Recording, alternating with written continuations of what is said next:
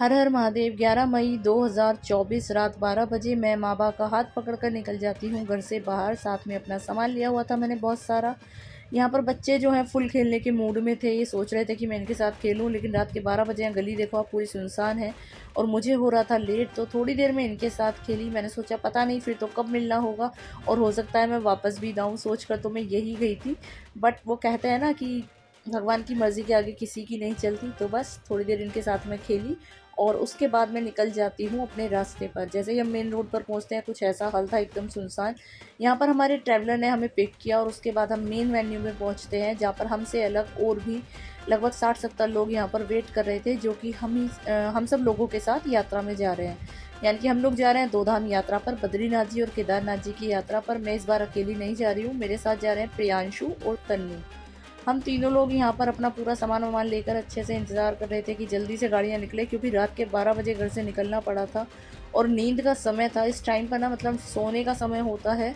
बस मैं बता नहीं सकती हूँ कि मतलब हम लोगों ने डिनर नहीं किया और हम लोग सोच रहे थे अगर हमने खाना खा लिया ना तो हम लोगों को आ जाएगी नींद। इस वजह से हमने डिनर यहाँ पर स्किप कर दिया, सोचा कि रात को निकलेंगे तो आराम से खाएंगे। लेकिन 12 बजे घर से निकलने के बाद भी हम लोग यहाँ से निकले हैं 2:30-3 बजे। मतलब सच में इतना सरप्राइजिंग था ना कि मतलब 2:30-3 घंटे तक हम लोग यहाँ पर वेट कर रहे थे कि सब लोग आएँ, फिर गाड़ी की पूजा हो, सारी जो चीज़ें हैं वो कंप्लीट हों, उसके बाद हम यहाँ पर निकलेंगे। मतलब सारी इतना डिस्टर्ब हो गया था ना पूरी रात।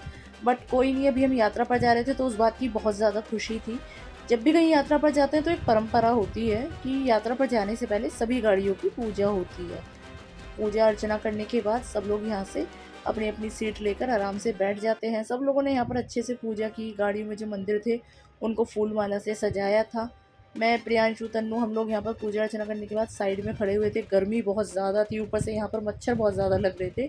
तो फाइनली अब गाड़ी में बैठने के बाद हम लोग बहुत खुश हैं कि यहाँ से निकल रहे हैं। चलो अभी यात्रा शुरू तो हुई और उसके बाद आगे क्या हुआ ना, मतलब सच में बहुत ज़्यादा डिस्टर्बिंग था।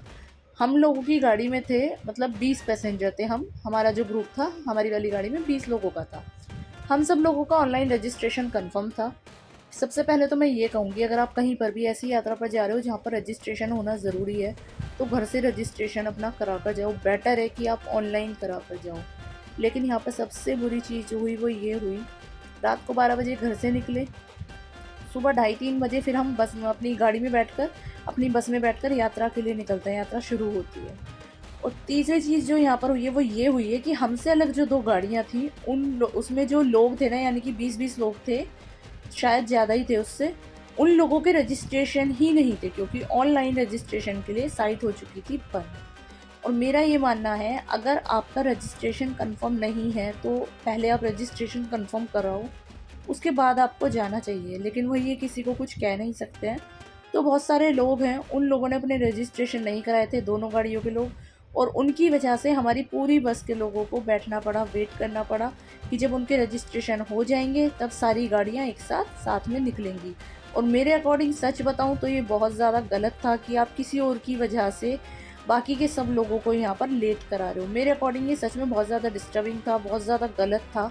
क्योंकि अगर उनके रजिस्ट्रेशन नहीं है तो आप या तो उनके रजिस्ट्रेशन कराते तब उनको लेकर आते, और अगर रजिस्ट्रेशन नहीं है तो आप उनको लेकर नहीं आते। दोनों में से एक चीज़ तो यहाँ पर होनी चाहिए थी। और चलो दोनों में से कुछ नहीं आपको करना था, तो आप जिस गाड़ी के रजिस्ट्रेशन है उसको आपको निकालना था। आप एक की वजह से क्या सबको लेट कर दोगे? बट क्या है, कुछ कह नहीं सकते हैं। तो हम लोगों ने क्या किया, जब तक उन लोगों के रजिस्ट्रेशन हो रहे थे हम लोगों ने अपना टी ब्रेक लिया।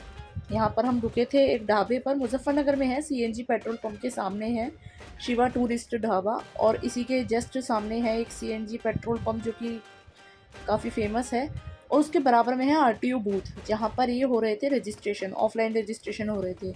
तो जो वहाँ पर ऑफलाइन रजिस्ट्रेशन कर रहे थे उन्होंने थोड़ा प्रोसेस जो है, बाकी सब लोग थे क्योंकि भीड़ बहुत ज़्यादा थी, उन लोगों को बता दिया कि आप कर सकते हो ऐसे।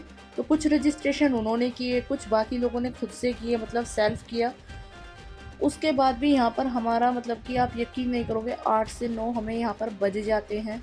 और वो इसलिए बच जाते हैं क्योंकि उन लोगों के रजिस्ट्रेशन हो रहे थे। हम लोगों ने यहाँ पर तब तक बैठकर अपना टी ब्रेक लिया, और हमारी गाड़ी में जितने लोग थे वो सब बहुत ज़्यादा डिस्टर्ब थे। मेन रीज़न था कि हम लोगों के रजिस्ट्रेशन है, हमें आगे नहीं भेजा जा रहा है। क्यों?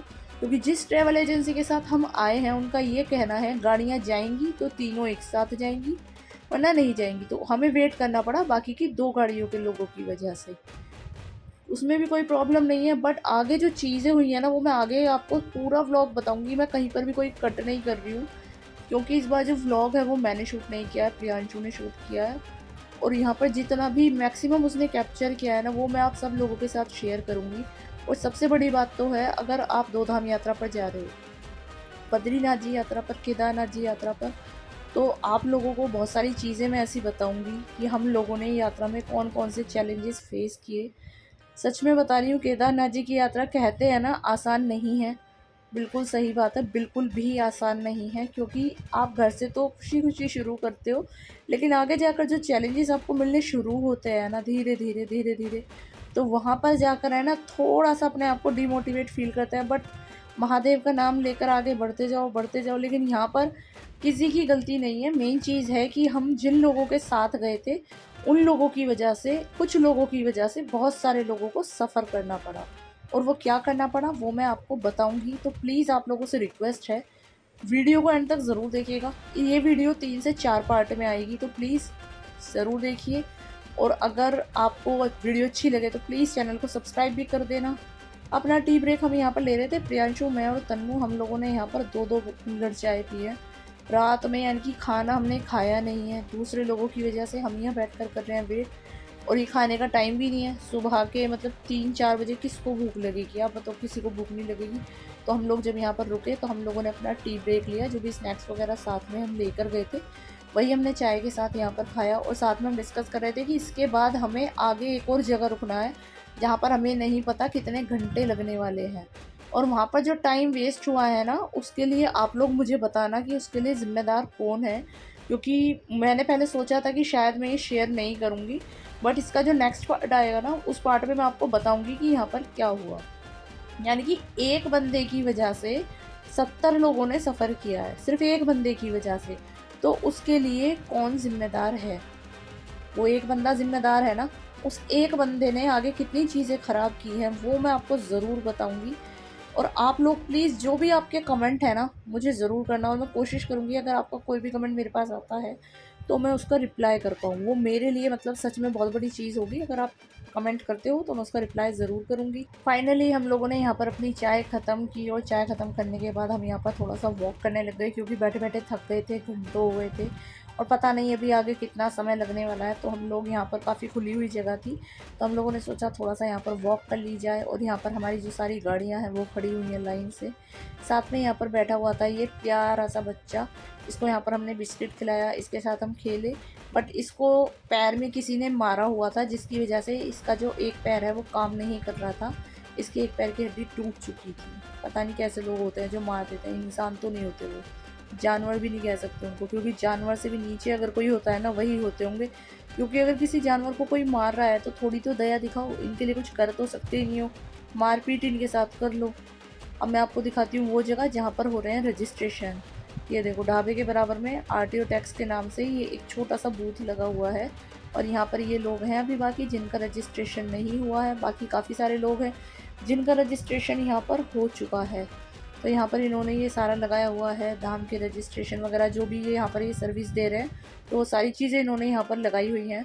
और यहाँ पर भी रजिस्ट्रेशन कोई एकदम से नहीं हो गए, घंटों लगे हैं यहाँ पर भी रजिस्ट्रेशन में। यानी कि जब हम घर से निकले थे, सबसे बड़ी चीज़ थी हम निकले रात को 12 बजे, और उसके बाद टाइम से निकलने के बाद भी हम आगे लेट लेट लेट होते गए, हर जगह लेट होते गए, हर जगह लेट होते गए। और उसके लिए ज़िम्मेदार हम लोग नहीं है, उसके लिए ज़िम्मेदार वो बंदा है जिसके साथ हम गए थे। मेन बंदा वो है उसके लिए जो ज़िम्मेदार है। क्योंकि मैं आप सब लोगों से बार बार बोल रही हूँ, अगर आप कहीं पर भी 4 धाम यात्रा पर जा रहे हो, 2 धाम यात्रा पर जा रहे हो, तो आप ऑनलाइन रजिस्ट्रेशन कराओ, तब आप जाओ। अगर आपका ऑनलाइन रजिस्ट्रेशन नहीं है तो आप वेट करो, अपना ऑनलाइन रजिस्ट्रेशन कराओ, जब आपको यात्रा की डेट मिले तब आप जाओ। ऑफलाइन रजिस्ट्रेशन आप करा रहे हो, या तो आप सोलो हो कि आप भैया अपनी पर्सनल गाड़ी से जा रहे हो, या आपका पर्सनल ग्रुप है जा रहे हो, तो कोई दिक्कत नहीं है। लेकिन आपके साथ यहाँ पर बाकी लोग सफ़र कर रहे हैं, उसके लिए कोई जवाब नहीं देगा, उसके लिए कोई अपने आप को ज़िम्मेदार नहीं मानेगा, कोई अपनी गलती नहीं मानेगा। तो इस वजह से मैं बार बार बोल रही हूँ, अगर आप कहीं पर भी जा रहे हो यात्रा पर तो अपना रजिस्ट्रेशन ऑनलाइन कराओ, वो ज़्यादा बेस्ट है कि आगे आपको सफ़र नहीं करना पड़ेगा। और पूरी रात बीतने के बाद यहाँ पर निकल जाता है दिन। सूर्य देव के यहाँ पर दर्शन हो जाते हैं। हम बस ये इंतज़ार कर रहे थे कि अब हम यहाँ से कब निकलें, कब निकलें, कब निकलें, क्योंकि अगर हमें सुबह को निकलना ही था तो हम रात को 12 बजे क्यों निकले, हम फिर सुबह टाइम से अपने घर से निकलते ना। लेकिन ऐसा नहीं हुआ। कुछ लोगों की वजह से ये सारी चीज़ें जो हुई हैं ना, बस उसके लिए मतलब बहुत ज़्यादा गुस्सा था मन में। और सुबह को लग जाती है हमें भूख, क्योंकि डिनर हमने किया नहीं था। सुबह सुबह हमने जब यहाँ पर पूछा तो उन्होंने कहा सुबह सुबह खाना तो नहीं मिलेगा, ब्रेकफास्ट है वही मिलेगा। अब ब्रेकफास्ट में इतना हैवी पराठा या वो सारी चीज़ें खाने के बाद फिर हमें ट्रैवल भी करना है, तो हम लोगों ने यहाँ पर क्या किया, हम लोगों ने यहाँ पर ब्रेड पकौड़ा था वही हमने ऑर्डर किया और फिर से हमने चाय मंगा ली। पूरी रात में कितनी चाय पी है ना, सच में कोई गिनती नहीं है, सच बता रही हूँ। तो हम लोगों ने यहाँ पर क्या किया, 2 ब्रेड पकोड़े हमने मंगाए, 3 लोग थे हम, क्योंकि हम उसमें से ही शेयर कर लेंगे। ऐसा नहीं था कि और नहीं ले सकते थे, बट ये था कि किसी का भी मन नहीं था खाने का, बट भूख लग रही थी।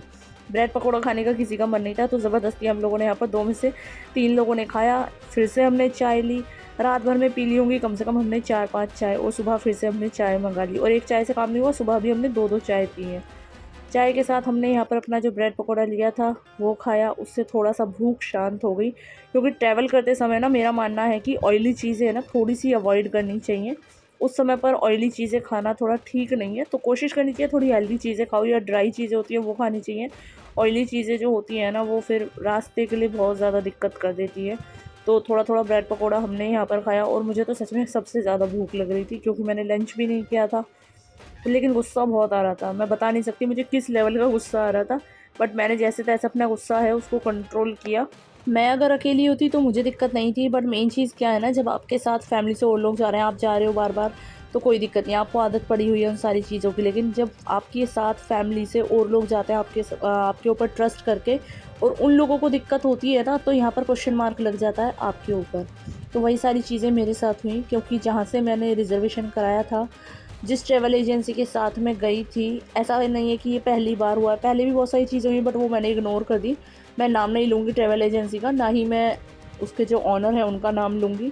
बट ठीक है, मैं आगे कोशिश करूँगी कि मैं आगे तो कम से कम उनके साथ ना जाऊँ, क्योंकि मेरा ये लॉन्ग टूर जो था वो पहली बार था।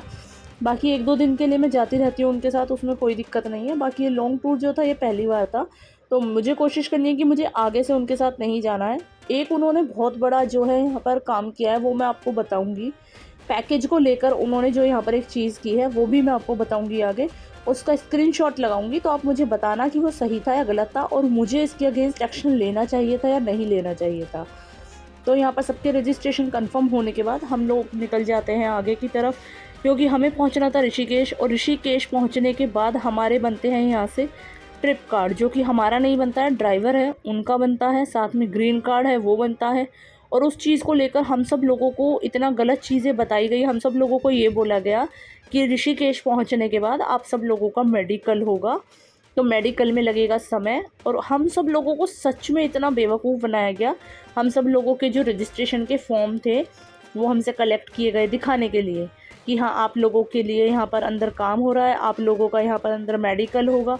लेकिन फाइनली बहुत घंटे खड़े रहने के बाद जब हम लोग अंदर पहुँचते हैं तो हमें वहाँ पर कुछ और ही सीन पता चलता है, जिसके लिए ज़िम्मेदार हैं पूरे तरीके से ड्राइवर और एजेंसी ओनर। तो सबसे पहले ऋषिकेश पहुँचने में थोड़ा समय था। हम लोग भजन सुनते हुए अपनी यात्रा का मतलब पूरा आनंद लेते हुए पहुँच जाते हैं ऋषिकेश। ऋषिकेश पहुँचने के बाद यहाँ पर जब हमने देखा ट्रैफिक, सबसे पहले तो यहाँ पर दिमाग ख़राब हो गया, इतनी गाड़ियाँ, इतना ट्रैफिक, रोड पर इतना रश था, ऊपर से गर्मी। और जैसे जैसे हमारी गाड़ी जाएगी पहाड़ों में, तो वहाँ पर क्या होता है, एसी हो जाता है गाड़ी का बंद, तो बाहर से हवा भी गर्म गर्म आएगी। इतनी गर्मी में वैसे ही दिमाग ख़राब हो रहा था। हम जैसे ही ऋषिकेश पहुँचे, वहाँ पर हमारे सामने जो सरप्राइज़ आया, सारे लोग उसको लेकर मतलब सब में एक अलग ही गुस्सा था। और मैं नहीं कहूँगी कि कोई भी गलत है, क्योंकि सब लोग अपनी जगह पर बिल्कुल सही थे, उनका गुस्सा होना बिल्कुल जायज़ था। यहाँ पर क्या होता है वो मैं आपको बताऊँगी। जैसे ही हम ऋषिकेश पहुँचे तो हमसे बोला जाता है कि आप त्रिवेणी घाट चले जाइए, वहाँ जाकर आप घूम लीजिए, क्योंकि ग्रीन कार्ड और यात्रा कार्ड बन रहा है, तो उसमें थोड़ा सा टाइम लगेगा, ट्रिप कार्ड बोलते हैं उसको। तो हम लोग चले जाते हैं त्रिवेणी घाट। मैं, प्रियांशु, तन्नू, सब लोग अपना अपना वहाँ से ऑटो लेकर, रिक्शा लेकर निकल जाते हैं, जहाँ पर काफ़ी ज़्यादा मतलब कि वो लोग चार्ज कर रहे थे, क्योंकि हम लोगों को पता भी नहीं था और सच में था भी वहाँ से काफ़ी दूर। तो हम लोग आ जाते हैं त्रिवेणी घाट, त्रिवेणी घाट आकर जैसे ही भोले बाबा के दर्शन हुए तो मेरा गुस्सा जो है ना वो यहाँ पर थोड़ा-सा शांत हो गया।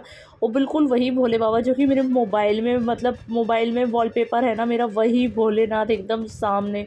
तो मन को इतनी खुशी हुई, थोड़ा-सा गुस्सा मेरा शांत हो गया। और मैं घर से जूता-चप्पल कुछ पहन कर नहीं गई थी, पैर थोड़े से यहाँ पर जल रहे थे। फिर मैंने यहाँ पर जाकर गंगा जी में अपने पैरों को थोड़ा-सा ठंडा किया। उसके बाद प्रियांशु ने सबसे पहले यहाँ पर डुबकियाँ लगानी शुरू की। तो सबसे पहले जो गंगा स्नान है वो किया प्रियांशु ने। यहाँ का जो व्यू है वो मैं आपको दिखा देती हूँ त्रिवेणी घाट का। और ये समय है अभी दोपहर का।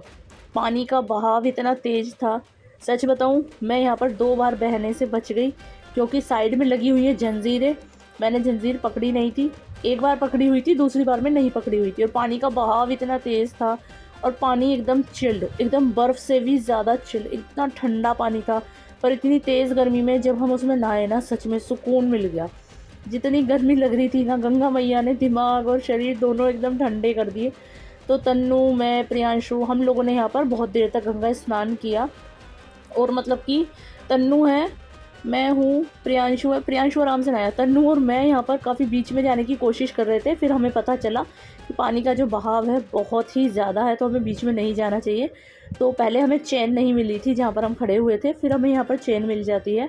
तो चेन पकड़कर जैसे ही हमने यहाँ पर डुबकियाँ लगानी शुरू की, मतलब कि यहाँ पर पानी कम था वैसे तो, क्योंकि घुटनों से भी नीचे आ रहा था, बहाव बहुत तेज़ था। तो उसके बाद 1 बाय 1 हम दोनों ने यहाँ पर अपना जैसे तैसे डुबकियाँ लगाई। तो कहते हैं ना, गंगा मैया में पहुँचने के बाद अगर डुबकी ना लगाओ तो बेकार है। तो हम लोगों ने यहाँ पर डुबकियाँ अपनी लगाई। और तन्नू के बाद जैसे ही मैं गंगा मैया में डुबकी लगाने के लिए गई तो इस टाइम पर मेरे हाथ से चैन छूट गई थी। पहली बात तो पानी इतना कम था ना कि नीचे तक जा ही नहीं पा रहे थे, घुटनों से नीचे था पानी। तो मैं पूरी कोशिश कर रही थी कि कम से कम मेरा जो सर है वो पूरा, मतलब पानी के अंदर डूब जाए। तो बार बार मैं कोशिश कर रही थी। तो यहाँ पर क्या हुआ, मेरे हाथ से चेन छूट गई।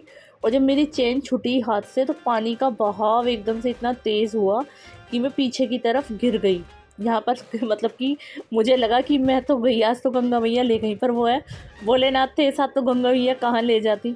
तो गंगा मैया ने छोड़ दिया। जैसे तैसे मैं यहाँ पर वापस से चैन पकड़कर वापस आकर यहाँ पर अपना गंगा स्नान करने लगती हूँ। लेकिन हाँ, गंगा मैया में स्नान करने के बाद थोड़ा सा ये लगा कि तीर्थ यात्रा शुरू कर रहे हैं, गंगा स्नान हो गया तो यात्रा अब अच्छी होगी। अभी यहाँ पर क्या हुआ कि मैंने यहाँ पर वीडियो बनवा रही थी और अभी मैं आपको दिखाती हूँ आगे क्या हुआ। ये हुआ, ये था दूसरी बार जब मेरे हाथ से चेन छुटी थी। तो इसके बाद मैंने रिस्क नहीं लिया, बिल्कुल मैं आ जाती हूँ बाहर। अपना चेंज वगैरह किया हमने यहाँ पर। उसके बाद यहाँ पर जैसे ही हम बाहर आते हैं, हमने देखा एक फूलों की दुकान, इतने सुंदर सुंदर फूल रखे हुए थे, बहुत सुंदर। यहाँ पर पूजा का सारा सामान था। सबसे अच्छी बात थी कि घाट के बिल्कुल पास में ये दुकान थी और इस दुकान में सारे सुविधा की, मतलब कि सारी जो पूजा की चीज़ें चाहिए वो सब एक ही जगह पर हमें यहाँ पर मिल रही थी। उसके बाद हमें मिल जाता है ऑटो लेकर हम पहुँचते हैं अपनी जगह पर जहाँ हमें जाना था। तो यहाँ से जो इतना चार्ज कर रहे थे ना, बहुत ज़्यादा चार्ज कर रहे थे ऑटो रिक्शा वाले। फिर भी हम लोगों को अपनी जगह पर पहुंचना था जहां हमारी बसेस खड़ी हुई हैं। हमारे साथ बाकी के और भी लोग थे हमारी ही गाड़ी के, तो हम सब लोग यहाँ पर बैठ जाते हैं एक ही ऑटो में और उसके बाद हम वहाँ पर पहुँचते हैं। जैसे ही वहाँ पर पहुँचते हैं मैं आपको वहाँ का व्यू दिखाती हूँ। भरी दोपहरी करीब 2-2:30 का समय था और ये देखो दोपहर में एक तो गर्मी, एसी नहीं, गाड़ी खड़ी हुई है साइड में। यहाँ पर कोई ऐसी चीज़ नहीं कि आप पेड़ के नीचे बैठ जाओ, कोई छाया हो। इतनी लंबी रोड, कोई ऐसी जगह नहीं जहाँ पर बैठकर रेस्ट कर लो। इतनी गर्मी में हम सब लोग गाड़ी में बैठे हैं आराम से, सब लोग परेशान हो रहे हैं भरी दोपहरी में। धूप इतनी तेज़, हद से ज़्यादा। सबसे बड़ा झूठ था कि हम लोगों को ये बोला गया कि आप लोगों का मेडिकल होगा ऋषिकेश में, जो कि बिल्कुल झूठ था। दूसरी चीज़, हमें यहाँ पर पता चलता है कि यहाँ पर जो ड्राइवर हैं उनका सिर्फ चेकअप होना था कुछ चीज़ों को लेकर। तो वो चीज़ सही भी है क्योंकि ड्राइव उनको करना है, तो पहाड़ी इलाके में वो ड्राइव करेंगे। जो भी गवर्नमेंट की गाइडलाइंस हैं उसके अकॉर्डिंग उनका कुछ चेकअप होना था, जो कि उन्होंने नहीं कराया हुआ था और उनकी वजह से हमें यहाँ पर लेट हुआ।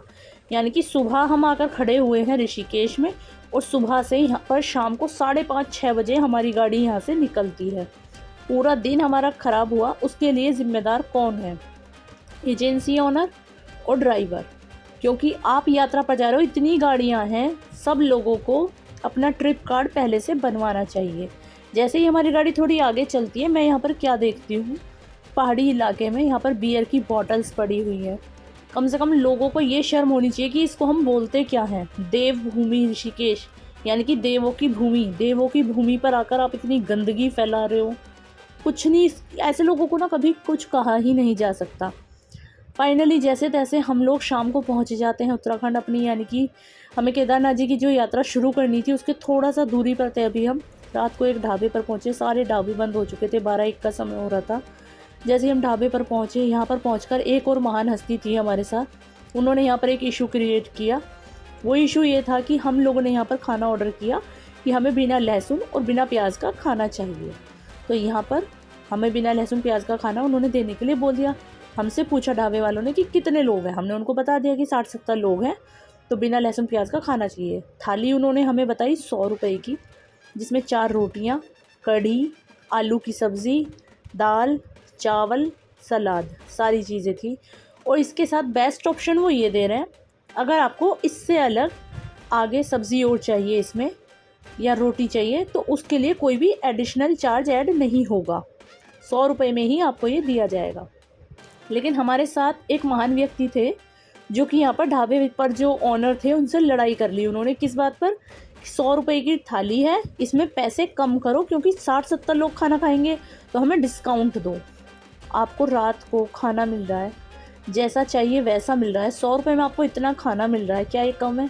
आप इतनी बड़ी यात्रा पर जा रहे हो और 10-20 रुपये कम करने के लिए इस तरीके से लड़ाई कर रहे हो, क्या वो सही है? मेरी नज़रों में बहुत ज़्यादा गलत है। सब लोग उठकर चले गए थे यहाँ से, लिटरली हमारे साथ जितने थे ना सब चले गए थे, सिर्फ मैं, तन्नू और प्रियांशु, हम लोग नहीं गए क्योंकि सबसे पहले हम यहाँ पर आकर बैठे थे और हम लोगों ने कहा हम खाना खाकर जाएंगे। तो ढाबे वाले जो ऑनर थे उन्होंने मना कर दिया पहले कि हम अब किसी को भी नहीं देंगे। फिर हमने उनको रिक्वेस्ट की तो उन्होंने हमें दिया और फाइनली जैसे तैसे बाकी के जो लोग हैं उनका मूड सही हुआ, वो भी यहाँ पर वापस आए, सब ने अच्छे से खाना खाया। रात का समय कुछ भी नहीं था यहाँ पर, खाना मिल गया, वो महादेव की कृपा है। तो खाना खाने के बाद वापस से हम बैठ जाते हैं अपनी गाड़ी में अपनी यात्रा आगे की तरफ शुरू करने के लिए। रात का बज रहा था यहाँ पर लगभग 2-2:30 बजे। पहाड़ी इलाके में गाड़ी चलाना बहुत बड़ी बात होती है।